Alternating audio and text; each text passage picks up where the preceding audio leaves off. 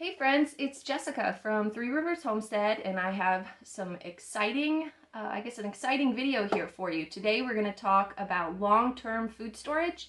I talk a lot about short-term food storage. You guys have seen my short-term pantry, my working pantry that I work off of to make my meals here. I've done pantry tours before. I'll link one below, the most recent one below. And you guys pretty much know what I keep in my short-term pantry. And I've mentioned, kind of referred to our long-term pantry in videos and never really clarified what that means. I guess people are confused about that. And so today we're going to talk about storage for long-term pantry and why having a long-term pantry might be a good idea for you. And also we are going to have a giveaway today. This video was sponsored by Wallaby Goods. They are a company that makes Mylar bags and pouches and oxygen absorbers to help you with storage in your long-term pantry. And so today, at the end of this video, I'm going to talk about a giveaway. They have been so kind. They are going to pick 3 of my viewers here and send them a package to get them started in building their long-term pantry. So stay tuned for that at the end of the video. But for now, we're going to get started talking about long-term food storage in general.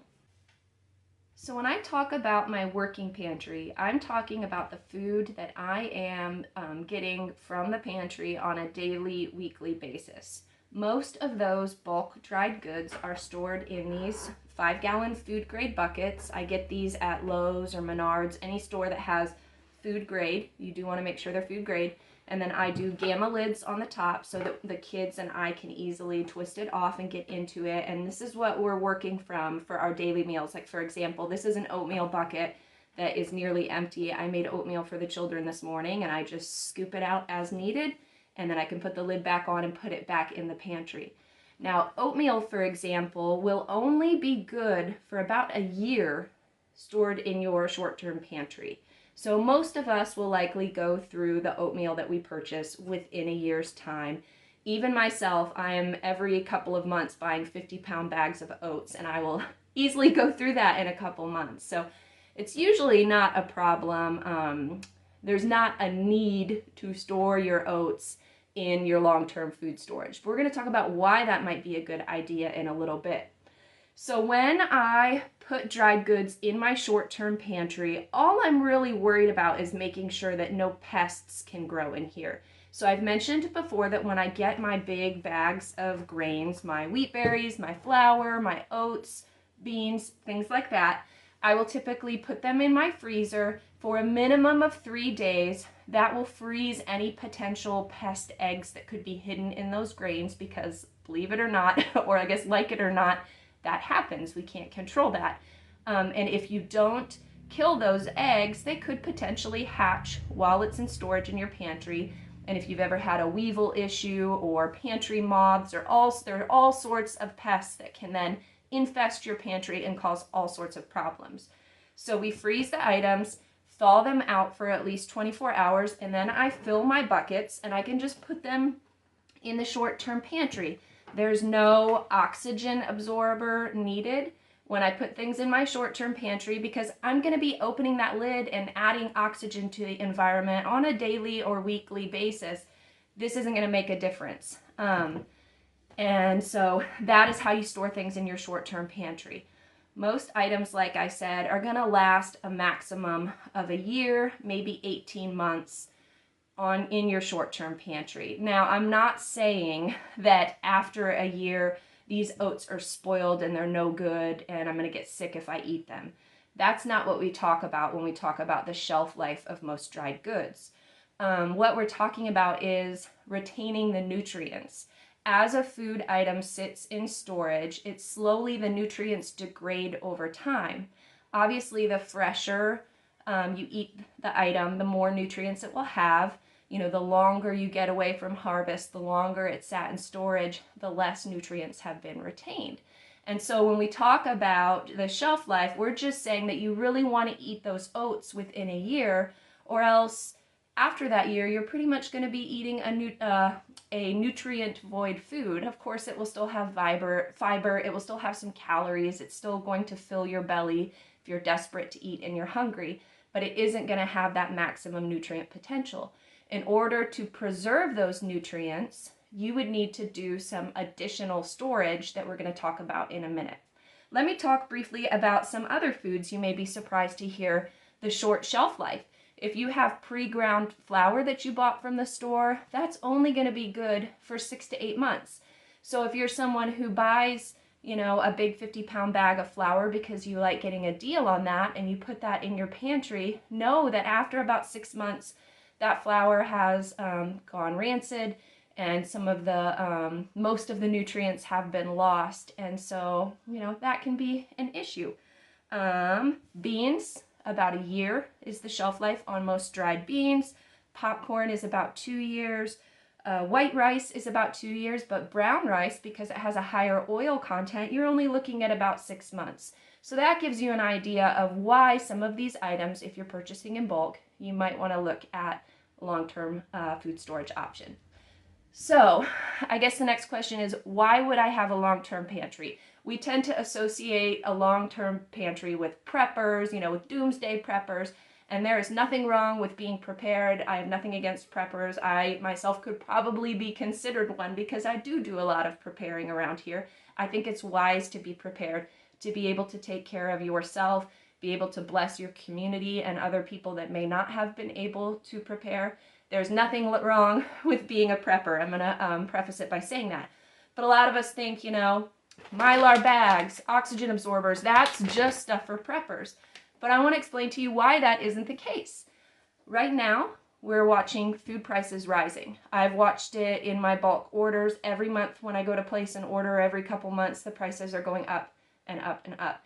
And I think as we see what happens with this year's harvest, this fall, the harvests for this year will happen. We're seeing fuel prices have rocketed. The price then of the goods that are harvested are going to reflect the rising fuel costs. Farmers, in order to recoup their costs, are going to have to raise the prices on their goods again. We're seeing fertilizer shortages that were happening due to things that were happening around the world. All of that is going to affect food prices. So right now what I'm doing, preparing in wisdom and not in fear, is knowing that there is that potential for many of the dried goods that I purchase to spike in price here over the coming months or the coming year. So if I can find a really good price on a food item that I know my family is going to need or will eat up, why not buy it in bulk right now so I can lock in the price that it's at and then preserve it in my long-term food pantry for next year. And then when that price goes up, I can start digging into the food storage that I have and not have to, spend so much of my grocery budget on these necessities that I know that I will need. Things like oats, wheat berries, dried corn that we grind into cornmeal, our dried beans, our rice, those things. And you know what? Even if you're not worried about rising food prices, I do know families who have had job loss or other issues that have come across, and they've hit hard times. And the times would have been way harder on them had they not prepared and had long-term food storage. There are families that, they had 6 months worth of dried goods in storage, and when they lost that job, guess what? It wasn't a big deal. They had enough food to eat through those hard times, and then the money that they would have been spending on groceries helped them pay their mortgage or the other bills that they needed to cover. Okay, so let's talk about long-term food storage then and how you can safely preserve these foods to extend the shelf life. So the first thing that we've talked about is Mylar. Mylar bags typically come in a couple colors. You can either get it in like a foily silver color or a black color, and that is by design. You want them to be a dark color that prevents light from penetrating through the storage item, because light is one of the things that will help degrade nutrients over time. So you never want to buy a Mylar bag that has the clear plastic window in it. You'll see those sold. They're really cute and novel. They're nice for short-term storage, like for items that you're going to sell so that you can, see what the items look like. But if you're going to put it in long-term storage, you do not want to have that plastic. That plastic will not only allow light to go through, it will also allow air to eventually penetrate the plastic and get into your storage area. So They come in the two colors. They're made out of this Mylar. You want them to be thick. There are cheap Mylar bags that are sold out there, and they come in various thicknesses, and I believe I've read that you want them to be at least a thickness of 5. I'm not quite sure what that means, but you can tell when you find a nice, thick, good quality Mylar bag, it feels very different from the very cheap, flimsy ones that are out there. So the first step is you're going to fill your Mylar bag with the contents that you would like to preserve, and then you will need to put an oxygen absorber inside of it, because as I mentioned, light will affect nutrients and how long they will last in storage. Oxygen, you want the presence of oxygen will also degrade nutrients. Moisture is another thing that you want to beware of. You don't want any moisture to get into the bag. That's why whatever you put in here needs to be completely dried. That's why you know, if you're dehydrating or freeze drying food, you need to make sure that it's thoroughly dried. Otherwise, you will have a mold issue inside. So, light, moisture, oxygen, and the final thing is temperature. That will definitely affect the length of storage, the lifespan of the food that's inside. At a 70-degree temperature, which would just be your normal house, so like if I just filled some boxes or some buckets with Mylar bags and set them in a closet in my house and maintained around that 70-degree temperature year-round, that will take the life of some of these foods, like for example, hard grains, that will make them last 10 to 12 years. Soft grains, they'll last for about 8 years. Things like beans, they go from just a year in your short-term storage to 8 to 10 years at that 70-degree temperature in the Mylar. Flour that's ground, as I mentioned, you get about 6 to 8 months in short-term storage. It will last 5 years in the Mylar if it's at a 70-degree temperature that's maintained. Pasta can last 10 years. White rice is 8 to 10 years. Brown rice, 1 to 2 years. Once again, that's because of the oil content in the brown rice that makes it not suitable really for long-term storage. Wallaby Goods actually puts a little card in their Mylar bags that says, now in ideal food storage conditions, that would be like in a root cellar that would keep your items closer to maybe 40 degrees. Now we're talking not 8 to 10 years for these grains, now we're talking 10 to 20 years. I've heard of people storing food for 20 or more years and eating from it, and it tastes perfectly fine. So you definitely, the length of long-term storage, how long your food is going to last, is going to be dependent on the conditions in which you store these bags. So, but even at 70 degrees, even if you don't have a root cellar or a place to keep items cool, just in a closet in your house, you're extending the lifespan of your food by up to 10 times. It's amazing. Okay, so I mentioned oxygen absorbers, and these are going to come usually with your Mylar bags. If you order from Wallaby Goods, they typically come with the bags in packages, or you can order the items separately. And sometimes you want to order them separately because you can reuse Mylar bags, and I'll show you how here in a second. But these oxygen absorbers are not all created equal. They're all measured differently. They're measured in what's called cc's. The larger the container, the larger the bag that you're storing items in, the more cc's of oxygen absorber you're going to need. So for example, for something that's 5 gallons, you would need 500 cc's. If something is just a gallon, if you're storing in like a gallon-sized glass jar, you just need 300 cc's. If you're doing something in a quart jar or pint or a little pint-sized bag or something like that, you only need 50 cc's. So it's important to pay attention to that to make sure that you put the correct amount of oxygen absorber into your Mylar bag, and that will help extend that shelf life and keep it safe for you. Now, I mentioned oxygen absorbers and putting them in glass, and that is possible. You can use oxygen absorbers in glass containers for long-term storage. Now, this is translucent. It is going to let light through, so obviously this would need to be kept in a dark place if you really wanted to extend the life of this, but it will work in glass. You do not need to put oxygen absorbers in your short-term pantry. If you're going to be opening this jar frequently, you're going to be introducing oxygen to the inside of the jar, and it's going to make these not matter at all. So I often see that in people's pantries. They'll just figure, oh, I'll throw an oxygen absorber in my 5-gallon bucket or in my jars here, but if they're constantly getting in and out of those, that isn't doing anything.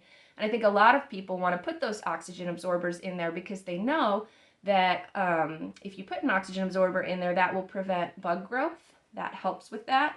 But once again, if you're adding oxygen every time you open it, it doesn't make a difference. So it is best for short-term storage to just freeze your goods. No oxygen absorber necessary. You can just put it on the shelf like this if you plan to use the items up before the shelf life of that item expires. Now let's talk about the cost of individual bags and oxygen absorbers, because that is something you need to factor in. If you're buying all of this food and you think you're getting a great deal on it, but then you do have to invest in Mylar and oxygen absorbers, that obviously is going to negate some of your savings. So, but they really aren't as expensive as you think. If you order a package of, let's say, gallon-sized bags, you're maybe paying 50 cents a bag, and they can be reused. Let me show you how in a second. If you're buying littler bags, they might be 30 or 40 cents a bag. With oxygen absorbers, when you purchase them, they're somewhere between 1 to 8 cents per oxygen absorber. So you're only looking at about maybe 50 cents per bag to store your food, which if you're getting really good savings on the food that you're storing, that is negligible. That doesn't really make a difference. It's still going to save you a lot of money to store that food and tuck it away for when prices potentially get higher. So let me show you how you can reuse these. To seal a Mylar bag, you can use something as simple as just a hair straightener. You just need a hot surface. So you can slide this along and seal it that way. Many of these bags come with the tear-off top, where you can tear it like that. So you would just seal it at the top above where the tear strip is, and then when you tear that off, you can open it up. Then if you use the contents of this, look at how much bag you still have left. You could potentially refill this, seal it here, and it would just be a little lower on the bag. Cut that off, use the contents. You can continue to reuse those, no problem, and that will save you money. If you don't want to use a hair straightener, you're a man, maybe you don't have one, or that isn't something you have in your house, they do sell machines, certain companies. This is the one that came with my freeze dryer. This is a unit that there's a hot strip and you press it down on the bag and that will seal it for you. So that's how you keep it sealed. As far as storage, once you have your sealed Mylar bags, you can put them in anything, really. Like I said, moisture can't get in here, light can't get in here, so you can stick them in something as simple as a cardboard box and shove them in a closet. A lot of people like to put them in 5-gallon buckets or other buckets like that to protect them, because mice, if you're putting these somewhere where you might have a rodent problem, mice could potentially chew through this. So if you have an added layer of protection in your long-term food storage, something like a 5-gallon bucket or a Rubbermaid tote, that will just add an extra layer of protection from the pests that could potentially try to gnaw into this and get into the bag. So hopefully that answered some of your questions on how you store things long-term and why you might do that. Myself, what I'm going to be working on this week, we were, when we bred puppies, we sold a puppy to a family, and they are farmers, and they grow this delicious corn that they gifted to us as kind of a thank you for the puppy.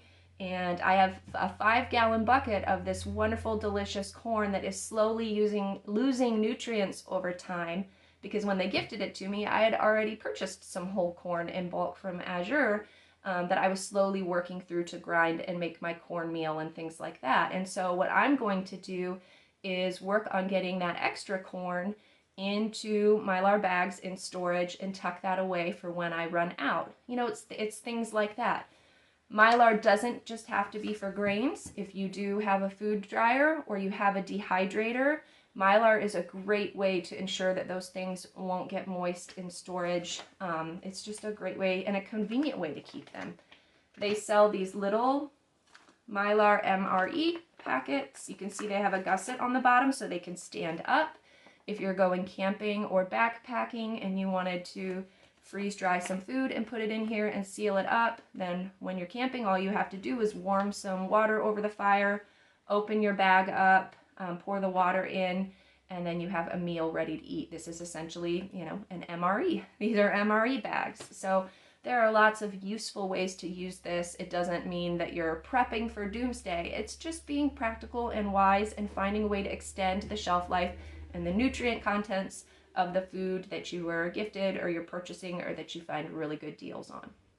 Okay, so let's talk about how you can enter this giveaway. I'm so excited about this. Wallaby Goods was so kind to offer these prizes to you guys. They were so gracious to do this. I'm very excited. So 3 of you will get the opportunity to win prizes. And it's Mylar bag bundles. You're going to get a 5-gallon bag bundle, and you're also going to get some of these MRE pouches. And that can hopefully get you started in building your own long-term pantry if that's something that you've been interested in doing. So as I mentioned, there will be 3 winners. In order to enter the giveaway, all you need to do is subscribe to my channel, like this video, and then leave a comment down below that says Wallaby Goods. I'll write it out right here for you. Wallaby Goods is the company, once again, that sponsored this video and is offering the giveaway. And what you'll do is you have until July 21st, the end, midnight on July 21st, to leave that comment. And then I will pick 3 winners, automated. It'll be at random. 3 winners will be picked. And then I will notify you by updating the video description here with the winners, as well as posting an announcement here on my channel. And then I will also share that on Instagram if you follow me there, so you can know who wins there. All right, I think that's it. Hopefully you guys enjoyed this and learned something. I think it's a great time to get started in building some long-term food storage. As I mentioned, you guys, prices are likely going to keep increasing on some of these staples, especially as we get into the wheat harvests and things that happen this year. Later on in the year, prices are probably going to increase. So if you can find a great deal right now, lock it in, store it for later, and I think you'll save your family a lot of money in the long run. Otherwise, it's just nice to have long-term food storage. You know, a lot of us will kind of laugh at preppers for preparing with food, but you know what? We buy insurance in all sorts of other areas. You know, we have house insurance, we have life insurance, we have medical insurance, car insurance, all of these things for the potential of emergencies, and we may never use it, but you know what? It's really nice to have if you do need it. And I feel like it's the same with food insurance, and that's essentially what a long-term pantry is. So prepare in wisdom, not in fear. Get yourself some Wallaby Mylar bags. Thanks again to them for sponsoring this video, and please enter the video. I will announce the winners on July 22nd. Until then, friends, have a great day. Bye.